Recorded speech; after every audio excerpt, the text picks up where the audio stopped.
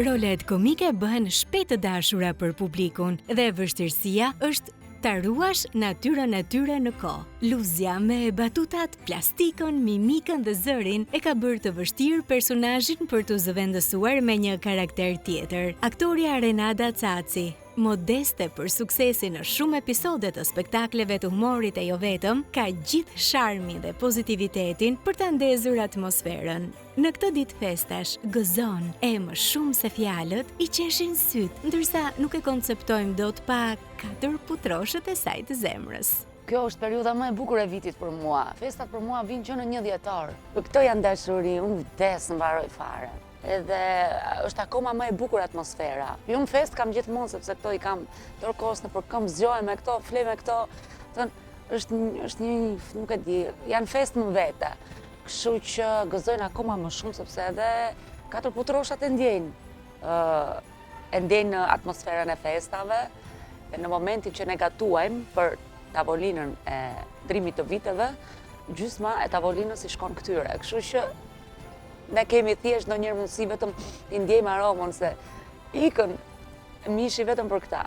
Për të kuptuar dashurinë pa mat për kafshët, na duhen përvoja jetësore dhe lidhja bëhet gjithmonë më shpirtërore, me përkujdesje dhe dëmshuri, të vërtetë dhe të ndjeshme. Renata e ka të dukshme e këtë anë të sajën që ka bërë të jetë me një komunikim të butë dhe të përzemërt.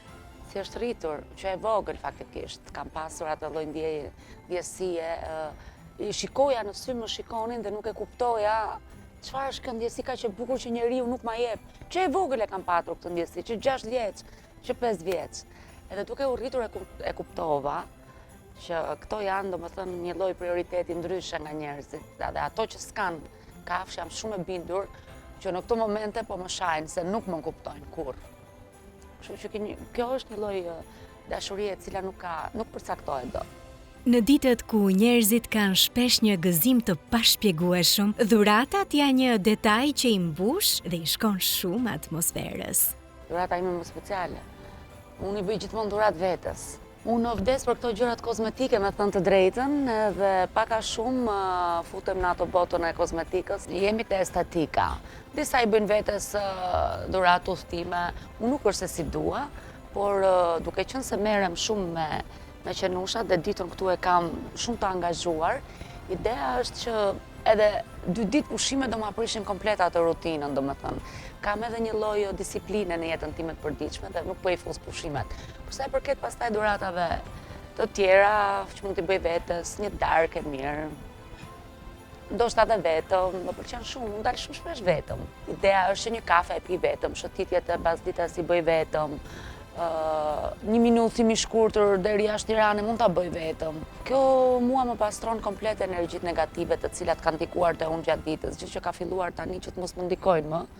Faleminderit Zotit, por që të meditoj nuk është keq, dhe çdo njeri duhet ta bëjë faktikisht. Motivimi i saj për veten është më shumë se një fjalë nxitëse aftuese, një thirrje e brendshme për të ringritur me shumë energji. Kaq ishte, nuk do përsëritet më. Ti je më e mira në botë, vetëm energjia pozitive vjen tek ty. S'ka më energji negative. Energjinë si ta thërrasësh e dashur. Ky truk sinergjie pozitive shpjegon afrimin dhe kthimin pas të gjithë mirësisë e përzemërsisë që përcjell. Pse ajo është kaq e kujdesshme në ndjekjen e një disipline personale që tërheqë vetja, vetëm të mira. Largimi i toksikëve, më saktë. Kam dhe unë atë ritualin tim, që dua të pastroj her pas here energjit, ma jep dorën Perla, ja e si kanë standard. Për mua të paktën, i thua vetes mirëmëngjes, sot do të rreq vetëm energjit mirë, ti je më e mira në botë, ec përpara. Ka që duhet vetes. Ti thuash për të nisur një ditë mirë dhe mua pastaj më shkon gjithë dita vaj. Por s'dua të them më shumë se s'dua të nxjerr sekrete, nuk dua të më marrin energjit njerëzit, qoftë nga ekrani. Sa e lexueshme, po aq edhe e mistershme në komunikimin e qëndësishëm të artistes brenda vetes. Të fshehta që njeriu i mban bukur për veten, por nuk mungon as dëshira për t'i ndarë edhe me të tjerët, si një matës për aftësinë e kontrollit të vërtetës tënde. Po me kë i ndan Renata sekretet? Kam dhe unë shoqe të ngushta, se normalisht jemi njerëz, nuk është se Unë sigurisht ja kam dedikuar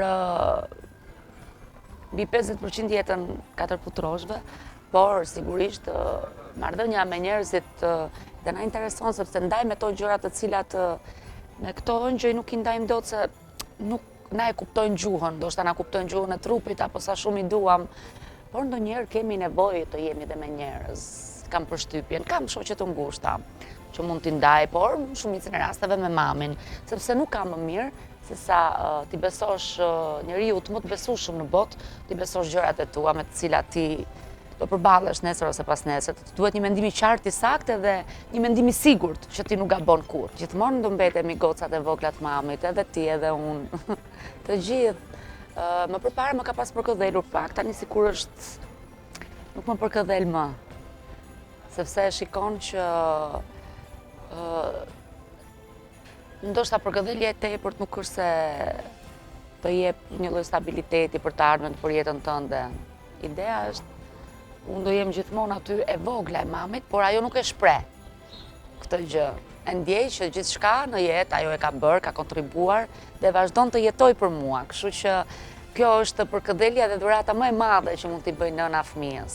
Sa herë që unë mund të bëja ndonjë gabim nuk më fliste, thjesht të shikoja në se si fytyra e saj merrte çere tjetër, gjë që mua më bënte të reflektoja dhe ditën tjetër nuk e bëja më.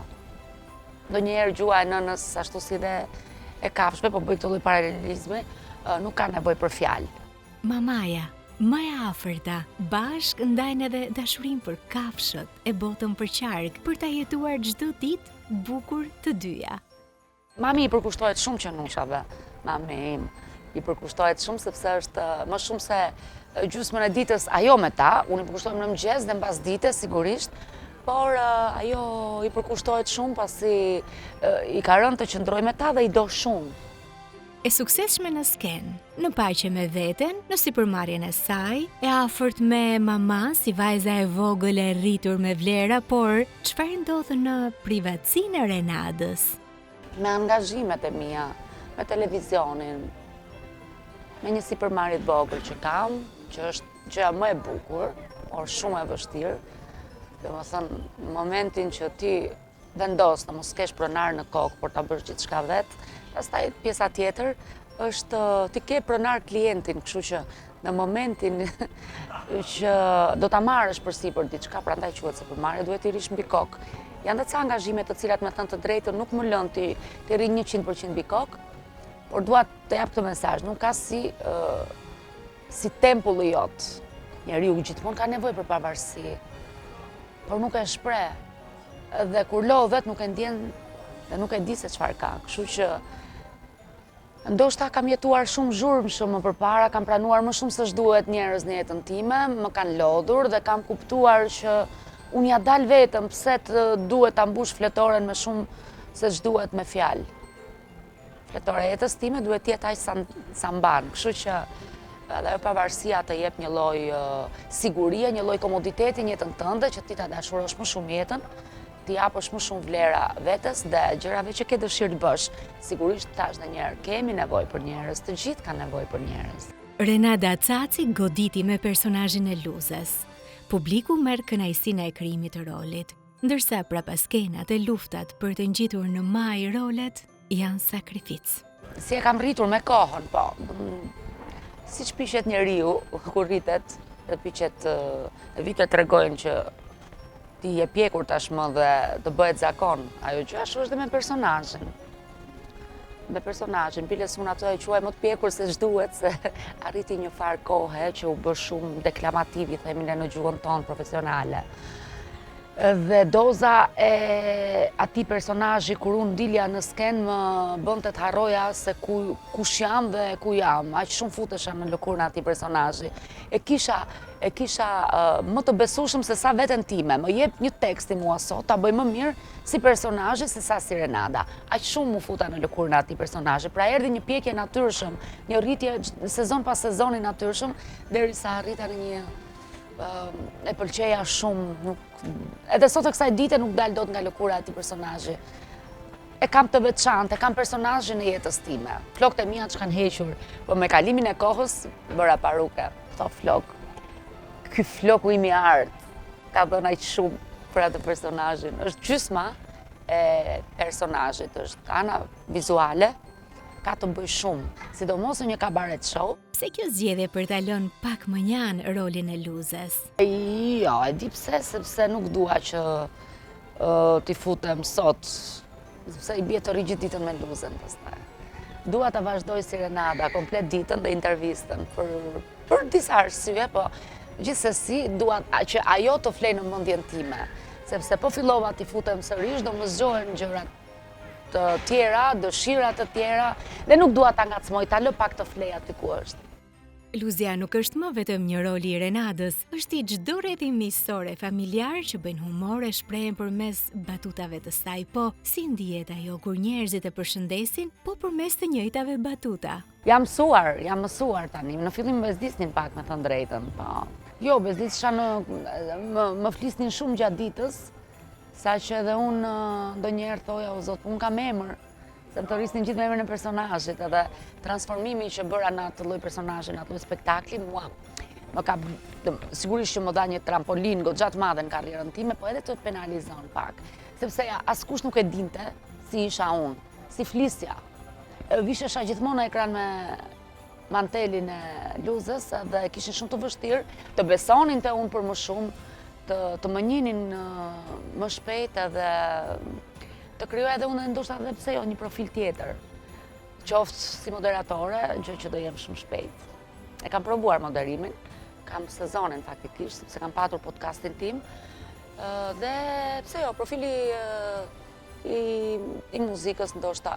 Kënga që ja bën festat më të ngrohta? All I Want for Christmas is You, është një këngë. Ose Last Christmas, ato i dëgjoj gjithkohës. Komplet ndjesinë e ngrohtë, këto festat janë shumë të ngrohta.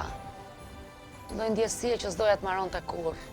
Zjat aq pak, por gjithsesi dëgjoj. Unë kam parë që shqiptarët kohët e fundit bredin kanë filluar ta bëjnë shumë herët. Kjo është edhe për të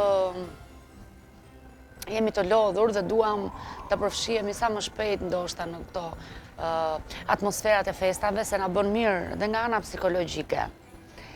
Edhe prandaj më pëlqen sepse njerëzve i bën mirë dhe këto dritat dhe ambientet festive që gati kanë 2-3 vite që bëhen rresht këtu në qendër, më pëlqen shumë ajo atmosfera dhe unë i vizitoj shpesh. Nuk dua të mbaroj, duket shumë bosh Tirana pa këto festat, me thënë drejtën. Janari gjithmonë pa pesimizëm brenda sigurisht, apo jo Perla. Janari gjithmonë fillon pak vakët sepse ikin ato dritat, hiqen zbukurimet, dhe ndjej shumë nostalgji. Dorën? Ja, një përshëndetje nga Perla. Vdiqja, ja, kjo është mënyra. Kjo është mënyra më e bukur.